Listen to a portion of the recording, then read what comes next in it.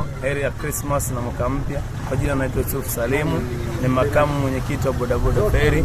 Kwa umoja wetu tunawaalika ifikapo tarehe 1 mwezi wa kwanza 2026 tutakuwa tuna jambo letu. Ila jambo letu tutafanya kwa awamu mbili.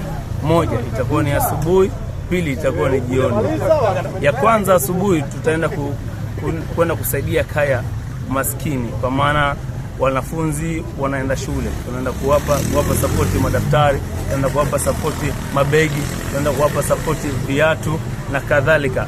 Tunaenda kwenye madhehebu, hapa kuna Wakristo na Waislamu, tunaenda kusupport msikitini Luku, tunaenda kusupport kanisani Luku. Tukitoka hapo tunakutana jioni kwa ajili ya kubadilishana mawazo. Itakuwa ni kivukoni, tutakutana, tutabadilishana mawazo kwa pamoja. Ni kitu gani tukifanye mwakani, kipi tuongeze, kipi tupunguze, ni changamoto gani tuziweke, changamoto gani tuzitoe kwa pamoja wetu. Jamani, tunawaalika ifikapo saa 12 tutakutana kwa ajili ya tukio hilo.